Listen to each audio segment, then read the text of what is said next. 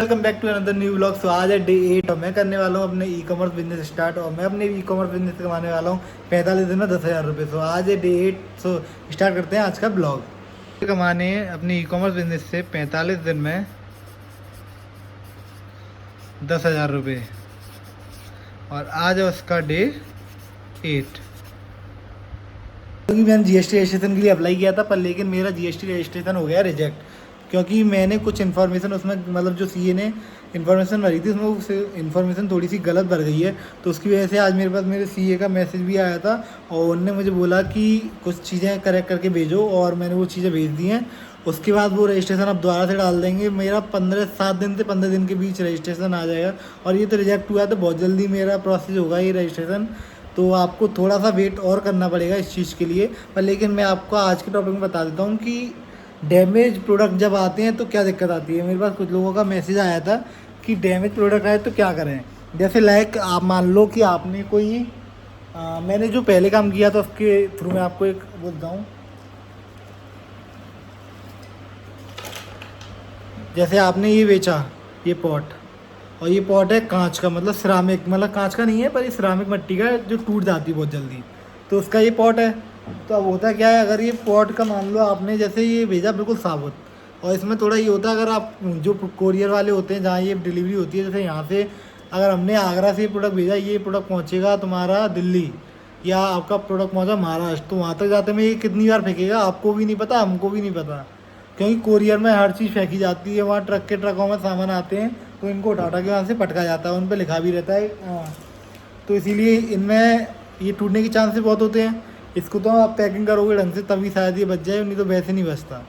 तो अब कस्टमर भेज देगा कि डैमेज प्रोडक्ट रिसीव, तो उसमें बड़ी दिक्कत आती है। उसमें आप रिटर्न का पैसा नहीं मांग सकते, वहाँ आपको बहुत दिक्कत आएगी। तो इसीलिए कोई भी ऐसा बिजनेस जो आप मेरे साथ स्टार्ट कर रहे हो, मैं आपको ई कॉमर्स में बता रहा हूँ, तो आप मेरे साथ स्टार्ट करो तो मैं आपको बता देता हूँ कि आप कोई भी कांच का या सिरामिक मिट्टी का कोई भी बिजनेस मत करना, क्योंकि उसमें आपको लॉस ही होगा। हो सकता है आपको प्रॉफिट हो जाए, पर लेकिन प्रॉफिट कब होगा जब आप प्रोडक्ट बिल्कुल सेफली पहुंचा पाओगे।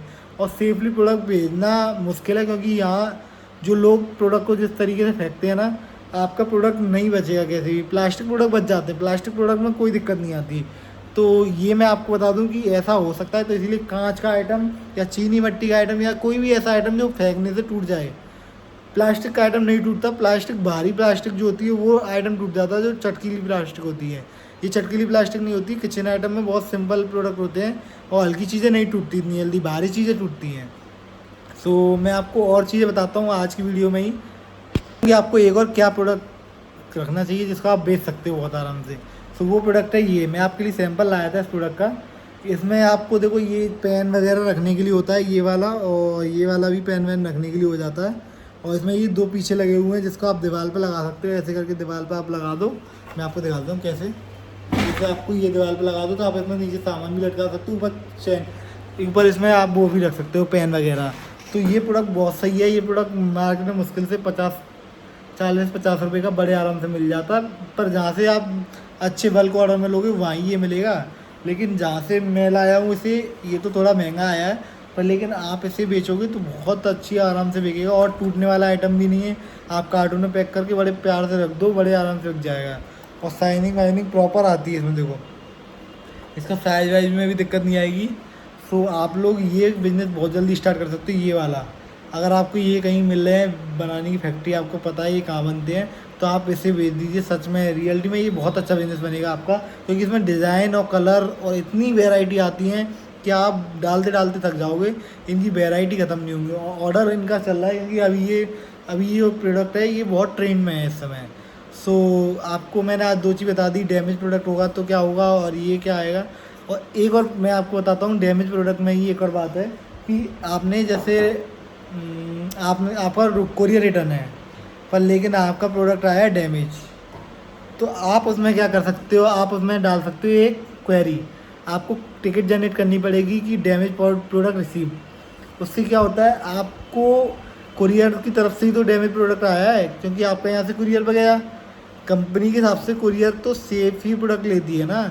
अब वो फेंकते हैं वो उनकी टेंशन है, पर लेकिन अब वो उन्होंने फेंका, अब कुरियर रिटर्न आ गया। कुरियर रिटर्न में दिक्कत क्या आएगी कि जो फेंका हुआ प्रोडक्ट का पैसा होगा वो उस कंपनी को पे करना पड़ेगा जो आपका तोड़ के लाई है, जो आपके इस पॉट को जो तोड़ के लाई है ना जो कंपनी, इस पॉट का पैसा अब वो देंगे जो कंपनी वाले हैं, जिस कंपनी से जैसे जो गया है ये प्रोडक्ट आपका, जैसे ई कार्ट से जाते हैं, और एक फ्लिपकार्ट की अपनी कंपनी है, और आपका अमेज़ॉन डिलीवरी से भिजवाता है।